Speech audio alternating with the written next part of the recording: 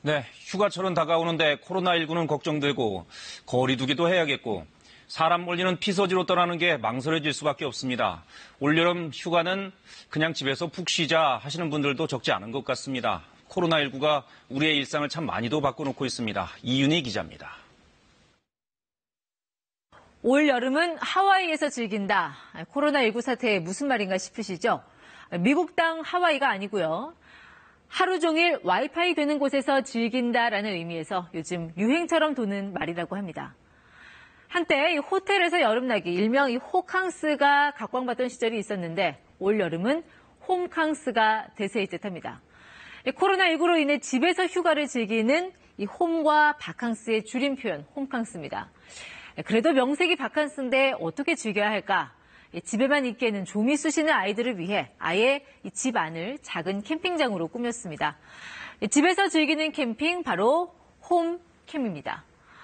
벌써부터 여러 사진들이 SNS에 올라오고 있는데요. 텐트도 치고 바베큐도 굽고 제법 그럴듯하죠. 이 사진에 올리신 이분 애들 성화에 못 이겨서 이렇게 홈캠합니다라는 글과 함께 아늑하게 꾸민 거실 사진을 공개했습니다. 이번엔 집 밖으로 살짝만 나가보겠습니다. 차 안에서 모든 숙박을 해결한다 해서 또 다른 캠핑, 그러니까 차박입니다. 트렁크 문을 여니 신세계가 펼쳐지네요. 원래 이런 차박은 낚시꾼과 등산객들의 문화였지만 올해는 코로나19 탓에 많은 이들의 피서법으로 각광받는 분위기입니다. 이처럼 뜨거운 태양을 피하는 저마다의 방식들, 올여름은 그야말로 경험하지 못한 여름이 될 전망입니다. 올해는 폭염과 집중호우가 더 잦을 거라는 예보도 있어서 지금껏 경험하지 못한 힘든 여름이 될 수 있겠습니다. 코로나19 사태 속에 무더위가 시작되면서 지방자치단체들도 특단의 폭염 대책을 내놓고 있습니다. 일부 지자체들은 양산 쓰기 캠페인을 추진하기로 했습니다. 코로나19 확산으로 요즘 양산의 쓰임새가 부쩍 주목받고 있는데요. 폭염 피해 예방은 물론 양산의 너비만큼 자연스럽게 거리두기 효과도 낼 수 있다는 것입니다. 폭염에 양산을 쓰면 체감 온도를 10도까지 낮추는 것으로 알려졌습니다. 온열 질환과 피부 질환 방지, 여기에 자연스러운 거리두기를 한 번에 할 수 있으니 일석삼조인 셈입니다.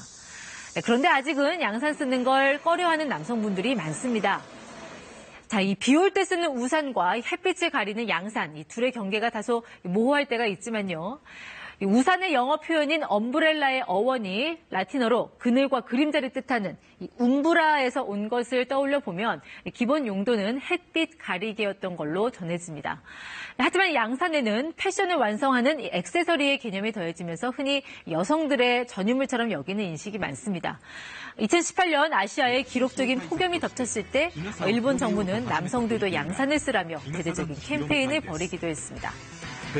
하지만 폭염과 코로나의 이중 공격을 받는 올 여름에선 남성들도 양산을 외면하기가 쉽지 않을 것 같습니다.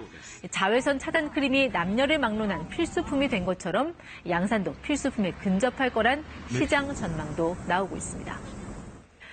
대전시는 폭염 취약계층에게 양산과 함께 아이스팩을 지원하기로 했습니다. 특히 대구시는 양산 대여 캠페인도 펼칩니다. 동성로와 달성공원 등 6곳에 양심 양산 대여소를 설치하고 시민들의 양산 쓰기를 독려하기로 했습니다. 경기도는 실내 무더위 쉼터 운영을 올해는 제한하기로 했습니다. 대신 개방된 실외 장소나 대형 체육관 위주로 무더위 쉼터를 대체 운영하고 그늘막과 그늘나무 같은 야외 폭염 저감 시설을 대폭 늘리기로 했습니다. 일부 지자체에서는 공기 중으로 인공 안개를 분사하는 쿨링포구나 바닥분수처럼 바이러스 전파 우려가 있는 시설은 가동을 자제하도록 했습니다. 물놀이 생각이 간절한 시기가 찾아오면서 워터파크 등 놀이공원도 비상입니다. 이론적으로 따지자면 물은 코로나19 바이러스에 대해 상대적으로 안전지대에 속합니다. 코로나19 바이러스는 호흡기로 감염되기 때문입니다.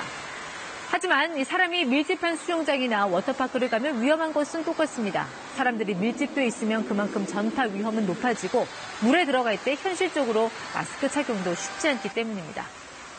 이에 따라 방역당국은 워터파크를 중위험시설로 분류했습니다. 감염이 여러 차례 확인된 PC방과 비슷한 수준인데요.